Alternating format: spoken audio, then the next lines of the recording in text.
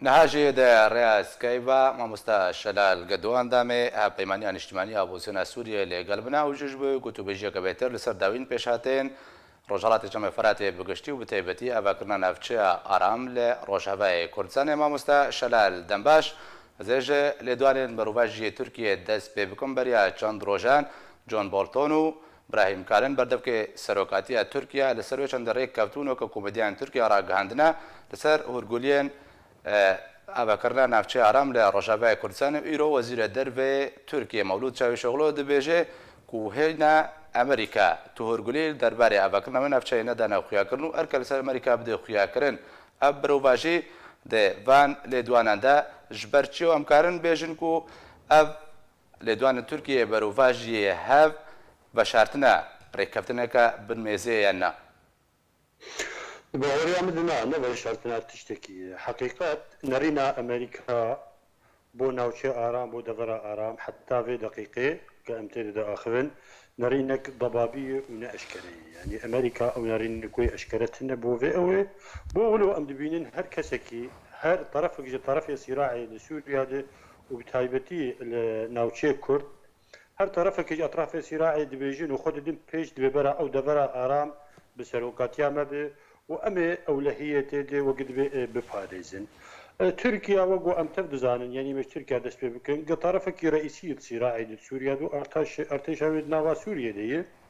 وممكن هناك اجندات ويجي هنا برامبر سوريا بقشتي وبرامبر كردي عقداك وكردي هي تركيا هر خواد دي بيج هر كسكي بيتر دي امي في دبري بباريزن دو وقت كي دي قرايا قشتي تفزان ودولة عالم يجي تفزانين ارتش تركيا دربا سوا دبرابه ندوری به دنگی گران و مزنته که به یعنی کسی دوا دفراده نمینه جبرگو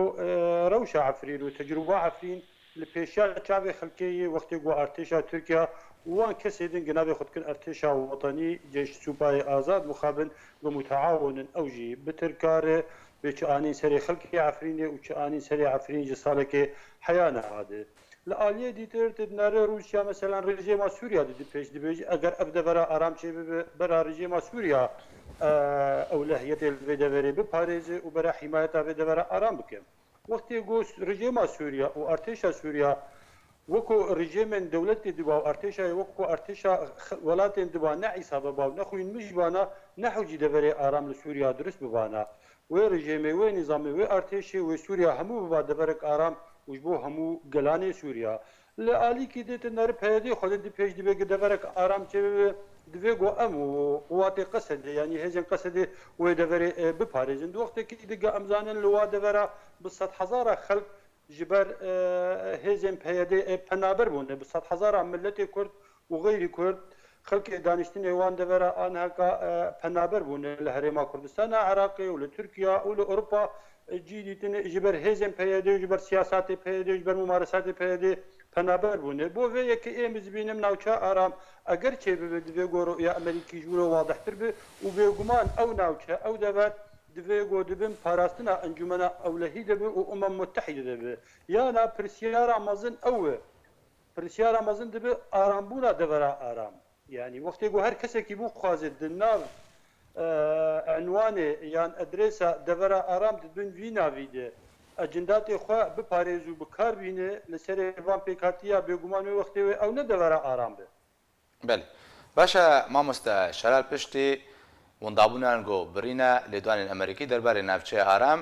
سارا ساندەرز بەردەبکە کۆشکاسپی ئەمریکی گۆک و ئەمریکا کارژ بۆی ئەنگۆی کارژ بۆی پاراستنە مەسیحیان و کوردان کە پشتی ڤەکشانێ و ئیرۆژی وەزیرێ دەربێ ئەمریکا مایک پۆمپیۆ گوت و ئەمریکاوی هەپەیمانن خوا بپارێزێ بنەڕینەتە چ شرۆڤە ژێرە تێکردن و ئەمریکا هەتا چرادێکێ ڕژدا لەسەر پاراستنا کوردان وەکو ئەو دبێژێ و ئەمریکاوی ڕازی بێ و ڕێبەبرنا ناوچەیە ئارام ڕادەستی هەن وڵاتێن دن بکە و بەتایبەتی داخوازژێ فەرەنسا و ئوسترالیا کریەک و ئاریکاریە ئەمریکا بکەن دابەکردنا ناوچەیە ئارامدا اگر تحالف دولي يعني يان ولاتين دني غرب بمثلا بينا آرام اگر درست به او حمايت بكن بيغمان بكاتيه منطقه خدي باورين بواولاتا اگر کسی که در وقت برین هامگو او کسانی يخدم پیش او ولات او هجی دني يخدم پیش بحماية واب بيقومان بهوريا خلقي بواني أو دبر ناب دبر آرام بالنسبة حماية كرد وكريستيانا أمريكا دويجي دنارين مد أجر يعني سروك أمريكا جو وقت جوهاتي دونالد ترامب كشكاسبي استراتيجية أمريكي برامبر سوريا وبرامبر كردي سوريا وبرامبر همو خلق سوريا يعني استراتيجيك واضح وأشكرتنا يعني هر سبب مرش خور هذا بدبينك قبات ترامب لسر تويتر تشتكي بساندي استراتيجيك نه بشهر جملة وقت بدي بيشيا أمريكا بو في كي مرة نزاني بأمريكا سبيه شبك قالوا يكردا حماية بكنا كله تشتاق مرة بيستراس لبهوريا مد إدارة أمريكي وقت بيجن دولة العميقة لأمريكا نشرتونا مرجع هر تشتيب ترامب بكن اگر با ترامب ولشكرين امريكا جبري چند مهاد سوريا وج ناوچه كردي جي هرم كرد لروج ابای كردستاني و كشيابانا لديار جو امريكي وكو دولة وان سياسة هر ردكن وقبول لكن ما تواجدي دوه يعني كونغرس امريكي مجلس الشيوخ بريارك زور جرينج يعني سبارت ب كش عندنا هزين أمريكي كردستان سوريا وهرج أفغانستان وج سوريا بالتبعي ناكوكي دناف أمريكية خوف قد هي سبارت باستراتيجية وبرامبر سوريا وبرامبر كرد سوريا لأم وكو شخص وكو شاوديرك از هنكي بيشتراستم أمريكي وجاري كردا وكو ملت الراستي ناهلين يعني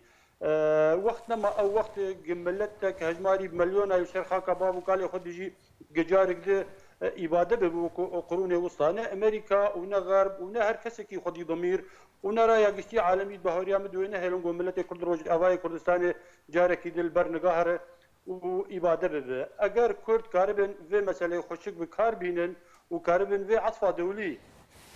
برامبر قضية أخوة بكار بينن تكن خدمتها أقل خدت بهوريا مدوي كرد ببن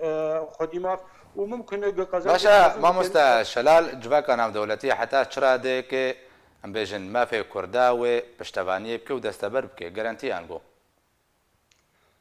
ايه ما وكو انا كسي براستي يعني ام حاضر انه بجدار لهمو محافله دوليه يعني مساله كردي جزء كج مساله سوريا قيران سوريا يمزن وقت يقول مساله سوريا حل دنابا حلونا وي مساله دنابا وي حل ده قضيه كردي جي حل كرد بيقو بيقدنقو بيكرانقو بقوت كاربن دبا محافله دوليه بجدار بن بتايبتي لجنيفه ولسوتشي ولهر دركي جو محافل دولي للدار كمان يجيبوا مسألة سوريا مسألة سوريا أنا حلا يبوي حلك سياسي وشأن سوريا هربوي شأنك إني في دولتي يعني ولاتين جهاني وأمم المتحدة أو بريارة ددن لسير سوريا أو أنها كخريك جو دستورك يجيبوا سوريا بنيفسن بونا كرد لفان محافلة بجدار بالله مخابنة النار بشكي مظن لكرد روج أواي كردستاني هر دوان محافلات نبجدارن وبري خودن جين غلط قال لك بارتيان كردي هن وسلسله وبيد والغير بيد دبجن انا كأم بري خودن شامي وقفتوغوي لقل رجيما شام بكن باشا ما مستا شلال استفازم بقرما سر نافچه آرام ددمك وبحثا بكرنا نافچه آرام تكرن تركيا رجدا لسر ربابريه وروسيا جيد بجبلا او نافچه بقشتي بكنا بين كنترول الرجيم اسدو هريرو وزير دربه تركيا گوتکو او رازینا بن رژیم اسد و گریوان ناوچه بر دهر دمکده کارن کولگریا پاکیل دجی ترکيا ريك كفن برسيار دفردا دمي كو بحثا نافچه آرام تكرن دبردا بحثا هم بيجن جيب جكرنا ريكفتنا ادانا جي تكرن دفردا كيجا جوانا كي بهتر نزيكا جعرده كل سر عرده براستيك دبا وري عمد مثلا ادنا اگر فلاديمير بوتين اني زمان برامبر سروكي تركيا رجب طيب اردوغان دو كومبونا واي داوود ديل موسكو دار كت هر بيتر موسكو دياره نبوه دورا آرام رأي وقو تركيا دخوازي وقو امريكا جي دخوازي بيتر مثلا بر آويتنا في بروجي بو سروكي تركيا هنا كيب حماس چوبوغ شوقا كسك جروسا بسينج بوغ دورك آرام كاربن او چه بكن ناوچه كرد روج آواي كردستاني لسوريا بيقومان مسألة أدنا اتفاقية أدنا أزنا بهورم جارك دي تفعيل ببقى أو مسألة وهدفها روساجي يعني بلكي ده هدف روساجي هني يكجي وقبري أنها مقو بونا وشي آرام نرسري أب بروجة أب مسألة أب مشروع وآدي ترجي إجبوغو رجيم سوريا ببو خديدة صلاة لهمو روج آباء كردستاني والهمو ناوشي كردي لهمو او دفرين جو انا هكا جدر في دصلاتي رجيم سوريانه لأجبين بريار دوای مسئله ده و دروج آوای کردستان دو مسئله ناوچه آرام نه بريار روسای بقندر جو بريار تحالف دولية و أمريكاية. باشا مامۆستا شەلال ناوچەیە ئارام و دۆزە کوردی و نەتەوە کوردی باندۆراوێت چییە؟ ڕێکەوتنە ئادانە دۆز و نەتەوە کوردی چواتەیەکی ژێرت. ڕێکەوتنە ئادانا وەک بەرینها بەحس کرد ئەزی سارویژ باوریە من ڕێکەوتنە ئادانا هەر نارەسەری و ڕێکەوتنە ئادانا تێ زمانیش بۆ گۆ تشتندە هەنێ پێ لە دوور خنج بۆ گۆ پێ مژولی چێ ببیانی مامۆستا شەلال ئەگەر کەتە بوارێ جێبجێکردنەدا باندۆراوێ لە دۆز و نەتەوە کوردی وێ چ بێ؟ وی باندۆراوێ نەباش بە وەختی ڕێکەوتنە ئەدانا ینی جێبەجی ببێ و جارێکی تێکە بوارێ پراکتیکێ دێ وە بۆ ئەم تەزان ڕێکەوتنە ئەدانا ڕێک دێ حکوومەتە تورکیە ینی گرنا خاکە سووریە بێ حتا 5 کیلومتر ینی بەر و جنوب دبەر و بقبلە دێ بێگومان ناوچکێ کوردی ڕئیسیجی هەموو باژارێن کورد لە سەرانسەری سینۆر باژارێک هەنە ئەس بێ بەلکی باژارێک کوردی 5 کیلومتر دووری سینۆری تورکیایی بۆ بەیەکێ هەموو باژارێن کوردی ڕئیسی ئەچووک و مەزنویانی و زۆربەی گوندێ کورداجی دکەون بەرێ ئەوێ دێ ئەز نەبە هەوەرم بۆ ئەم مەسەلە هەر سەری و ئەگەر هەر سەریجی ئەو اتفاقیە ئەدانا بجارێک تێ کەوارێ پراکتیکێ بێگومان وێ نەژ بەرجەوەندیە کورد بێ. باشە مامۆستا شەلال بنەرینەتە سیناریۆ بەگشتی ژێ دەبەرە ڕۆژهەڵاتی چەمەفەراتی و بتایبەتێ دەبەرێن کوردستانی لە وێ ناوچێ چییە؟ سیناریۆ گۆئان هەکە بێتر چاودێرگە ئیمانێ پێ دکن و دبینن بەلکی هەرسەری مەسەلا ناوچێ ئارامە بە قیادا تەحالوفا دەولی یعنی وڵاتێن غەربێ و ئەمریکا وممکنە گە تەفویل هەبێژ ئەمە متحیدەجی گەناوچەیە کە ئارام چێ بۆ هەموو پێکاتێ وان ناوچە بێم پاراستن پشتی گۆ ئارتێشە ئەمریکا ڤەکشە جوان دەبەرە. ئارتێشە ئەمریکا بەناکشێ وا خەڵکە لە ڕاستێ ناهێلێ وان پێکاتیا لە ڕاستێ بەهۆریان بدێ نەهێلێ لێ دوێ مەسەلێ دژی پێویستی گەلێکی ضروری هەیە بۆ ترکژی وەک دەبێژێ ینی مطمئن بن وەک عەربی تێگوتن نەدوورێ ئانهاکە ئەمریکا و لە دوای ئەمریکا غەربژی گفتوگۆ ئانها ناوات هەیە و هەندێک دەنگ تێ کورداژی مەسەلا پێشمەرگی ڕۆژی و هەندێک پێکاتیان دەبەرێ ئەو کار بن وێ منطقا ئارام بێ ناوچە ئارام وەک دەبێ ئەو لە هەیە لێ بپارێزن و هەر بە قیادا خەڵکێ وێ بێ. سیناریۆ گنە ئەv بد بەهۆریان بد نەڕسەری تشتێکی در ینی بێتر ئەو خەڵکانە خەڵکێ وان ناوچاوی لەبەر نگا هەرن و دەمیرە عالەمێ ڕایە گشتی ئاناف دەولەتی و نە ڕایە گشتی ئەمریکی و نە حکوومەتە ئەمریکی کەسێک بێ مەسەلێ نکارە بە قبول بکە گجارێک در ملەتێک کورد و پێکاتیە دنگل ڕۆژ ئاوای کوردستانی دژین هەموو لەبەر نگا هەرن و ئەو وڵات ئەو ناوچە جارێک دێ ببێ ساحا حربێ دنابەرە ئەطرافی سیراعی لە سووریا. باشە مامۆستا شەلال وەکو ئالیێن کوردی بەگشتی چه هاتیەکەرن ji بۆی قوناغا پشتی بەکشانە هێزێن ئەمریکی ئەنگۆ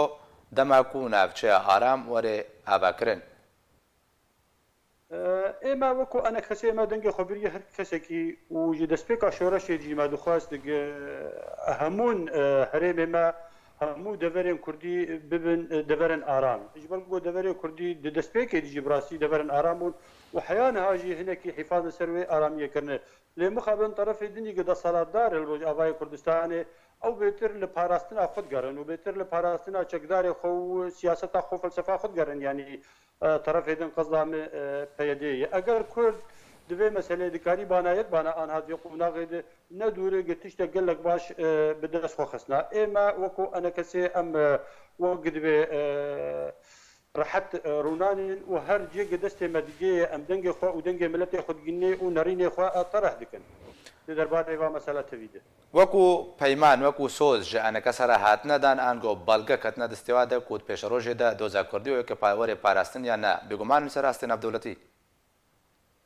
دائما وڵاتên navdewletî ê mezin û hêzên mezin dostê Kurda û dostê şoreşa Sûriya her dem ji Kurdar dibêjin ge Kurd li opozisyona Sûriya re bin û mafê xwe bi opozisyonê re tefahumê bikin û çareser bikin wê wextê mane eliba kesekî tinê gu Kurd û Sûriya bibin xwedî mafê ge ew û xelkê Sûriya karibin tefahumê li ser bikin ev jî sira mabûna me wekû enekesê di nava koalîsyonê de yê û di nava opozisyona Sûriya de yê bigiştî. آنها زۆربەی بەشی ئۆپۆزیسیۆنا سووریا هەموو به مافی گلی کرد رودنین و دو بهاری هم دو کسی معارضه نکیجی که مافی گلی کرد که دستور سوریای آینده ده و او ضمانه مزنی یعنی جی مافی گلی کرد ره اگر مافی کرد لسوریا مافی ملت کرد سوریا نه به مافی کی دستوری کسی که نکارت ضمانی بده کرده گەلک سپاس بۆی مامۆستا شەلال گەدواندا مێهپەیمانیان نیشتیمانی ئاپۆزیۆنا سووریای کودرای ئەسکای بە لەگەڵ من بوو گەلک سپاس مامۆستا